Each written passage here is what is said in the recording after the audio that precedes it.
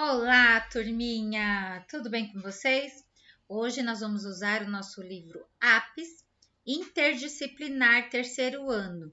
Nossas atividades vão da página 18 até a 23. Vamos falar sobre pontos de referência. Olha que bacana! Esta é a capa do livro que nós vamos utilizar. Separa ele aí para acompanhar a leitura e a explicação da professora. Na nossa página 18, acompanhe a leitura da professora e não esqueça de colocar a data de hoje.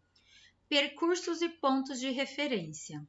A seguir, você vai conhecer dois percursos, um em Curitiba, no Paraná, e outro em Vitória, no Espírito Santo. Neles é possível observar pontos de referência que contam um pouco da história e da cultura local. Para a localização de um turista, por exemplo, esses pontos são importantes. Em Curitiba, o trajeto começa no Largo da Ordem, considerado o berço histórico da cidade. Olha só aqui o número 1, né, Largo da Ordem, mas o nome oficial dele é Largo Coronel Enéas. Ele passa no ponto 2, que é o passeio público, que é o parque mais central e antigo da cidade.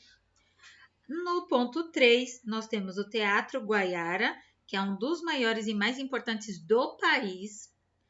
No 4, nós encontramos a Rua das Flores, que fica no centro de Curitiba, e foi a primeira rua do Brasil a ser fechada para o trânsito de veículos. Lá não circula veículos aqui nessa rua. No número 5, nós encontramos o símbolo da Fundação de Curitiba, que é um marco histórico desde 1693. Olha que bacana! Acompanhe a leitura da professora na página 19. Não esqueça de colocar a data de hoje. Em Vitória, o percurso começa no bairro de Goiabeiras. Este bairro é muito conhecido, pois é lugar de trabalho das artesãs, que produzem panelas de barro, utilizadas na culinária da região e muito procuradas por turistas. O saber envolvido na confecção artesanal das paneleiras de Goiabeira é considerado patrimônio imaterial. Aqui no cantinho, tanto da página 19 quanto da 18, você vai encontrar o significado de algumas palavras. Na página 18 vai estar lá o significado da palavra percurso, que significa espaço percorrido por uma pessoa ou várias pessoas. Pode ser feito a pé, de carro, de ônibus ou qualquer outro meio de transporte. Também lá você vai encontrar o significado da palavra tropeiro, que significa um condutor de tropa de animais, muito utilizado para atravessar grandes áreas no passado, tá bom? E aqui nós vamos encontrar o significado da palavra artesã, que é a mulher que pratica uma arte ou um ofício que depende de habilidades manuais. Patrimônio imaterial, que é considerado as panelas da goiabeira, significa que é um conhecimento e uma técnica de práticas e modo de criar, fazer e viver, entre outros, transmitido de geração em geração. E várias comunidades vão recriando. Então, não se aprende numa fábrica, significa que algum antepassado ou alguém da comunidade te ensina isso. Então, o percurso aqui começa no 1, onde é o bairro das Goiabeiras, que tem o galpão, que é produzido o artesanato. No 2, é o planetário de Vitória. Então, ele é onde as pessoas aprendem sobre estrelas, planetas e outros astros. E aqui no 3, nós temos o Parque Pedra de Cebola, que este parque foi construído no local onde havia uma pedreira abandonada. E hoje ele abriga áreas para lazer e esportes. Nele há uma rocha que parece uma cebola, por isso que ele tem esse nome. E aqui no 4, nós temos a Praia de Camburi, que é a maior praia do município de Vitória. Nela é possível ver o Porto do Tubarão, que é também um ponto de visitação né? Desse porto sai muito minério de ferro e grãos que são vendidos até em outros países. Perceberam que eles cruzaram todas as informações nesses pontos de referência que são importantes? Agora é com você essa atividade. Escolha um percurso no lugar onde você mora. Onde vai começar e onde vai terminar? Anote abaixo. Você pode fazer de sugestão da sua casa até a escola, da sua casa até a padaria, da padaria até a farmácia. Você vai colocar aqui o que você escolheu. E no 2, você vai anotar no caderno os principais pontos de referência desse percurso. Você pode fazer assim, por exemplo, a sua casa e a escola. Então, você vai anotar quais são os pontos que você vai passar da sua casa até chegar à escola. Nesse percurso, tem algum ponto de referência que faz parte da história da cidade? Por exemplo, a estação de trem de Aracaré. Ela é um ponto histórico da cidade. A padaria do Rancho Grande. Ela é um ponto importante da cidade.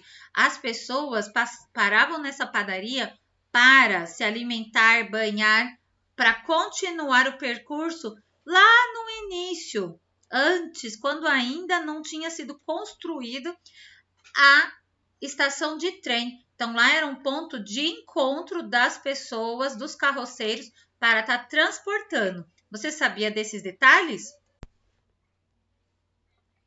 Aqui na nossa página 20, você vai colocar a data e eu vou ler o desafio que você vai fazer. A cidade de São Paulo foi fundada por padres em 1554. Inicialmente, eles construíram um colégio. São Paulo cresceu ao redor dele. Mais tarde, o antigo colégio foi demolido e uma nova construção foi feita em seu lugar. Hoje funciona o local Museu Anchieta. Então, é esse aqui. Essa parte aqui é conhecida como Pátio do Colégio, que é o local da fundação da cidade de São Paulo. Esse desenho é de autoria de Terciano Torres e ele foi publicado em 2004, quando a cidade completou 450 anos. Então, esse desenho é um desenho o quê? Né? O nosso desafio é descobrir isso. A imagem mostra algo do passado distante? O quê? Então, aqui, no passado distante, era o quê? O pátio do colégio e o Museu do Anchieta, certo? Como você percebe que ele foi produzido recentemente? Porque ele foi produzido em 2004, tá certo? Que vocês nem eram nascidos ainda. Mas 2004 já era uma época recente. O que tem aqui que faz você ter essa certeza que foi em 2004 e não em 1554? Olha os detalhes, ó. Helicóptero, ônibus, pessoas andando com câmera na mão. Olha aqui a câmera, pendurada a máquina fotográfica. Temos carro, trilho de trem. Então, essas informações mostram que isso foi feito recentemente. Vocês vão colocar neste espaço aqui. Na página 21, você vai colocar a data e nós vamos aprimorar, porque vamos estar aprendendo sobre distância. Quando você fez o percurso de você ir de um ponto ao outro, como eu sugeri, ir da sua casa à escola, é uma distância. Então, acompanhe a leitura da professora. Ao irmos de lugar a outro, percorremos distância. Para ir de sua casa à escola, por exemplo, você percorre certa distância. Veja o caso de Juca e Beto. Eles estudam na mesma classe e vão à escola a pé, pois moram bem perto da escola. Certo dia, combinaram de contar quantos passos cada um dava desde a porta de casa até a entrada da escola. Juca e Beto. Quando se encontraram, conversaram sobre o que descobriram. Preciso dar 100 passos de casa até a escola. Eu preciso caminhar apenas 50 passos, respondeu Beto. Nós temos que lembrar que os passos, eles não são uma medida corretinha, porque depende da perna, do Juca, do tamanho do pé, do Beto. Então, é uma medida aproximada, não é como uma régua, 1 metro, que é a mesma medida para todo mundo, certo? Aí, pergunta A, você vai responder aqui. Qual dos 2 meninos mora mais longe da escola? E na pergunta B, você vai responder, como você descobriu isso? Então, você vai colocar a resposta aqui. Agora, acompanhe a leitura da professora da página 22. Tecendo saberes, não esqueça de colocar a data. Usando a régua para medir a altura, o comprimento e a largura de vários objetos. 1. Veja abaixo os 2 barbantes e as 2 réguas. Então, essa parte roxinha aqui representa a régua. E a parte colorida, verde e laranja, representa o barbante. Aí você vai observar a régua e o barbante. Quanto mede o barbante verde e o laranja? Você vai responder aqui nessa linha. A altura dessas crianças foi medida em centímetros. Vamos medir e anotar a sua altura? Então, olha, essa criança aqui, ela mede 140 centímetros, que é o mesmo que 1,40 m. Esta criança aqui mede 130 centímetros, que é o mesmo de dizer que é 1,30 m. Você vai solicitar que alguém aí diga a sua altura na sua casa e você anote aqui, combinado?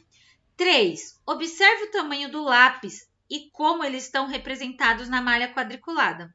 Então, cada lápis aqui tem um tamanho, certo? Esta malha aqui, ela fala que cada quadradinho desse é 1 centímetro. Então, o lápis vermelho, seguindo esta malha aqui, quantos centímetros ele tem? 1, 2, 3. O lápis verde, quantos centímetros tem? 1, 2. O lápis amarelo, quantos centímetros? 1, 2, 3, 4. E o lápis azul, 1 centímetro. Na página 23, você vai fazer, na atividade 4, igual à atividade 3. Você vai medir com uma régua aí na sua casa a sua borracha, o seu caderno, o seu lápis e sua caneta. E marcar quantos centímetros tem aqui. Depois você vai pintar aqui na malha um quadradinho para cada centímetro que você mediu. Combinado? Não esqueçam de colocar a data.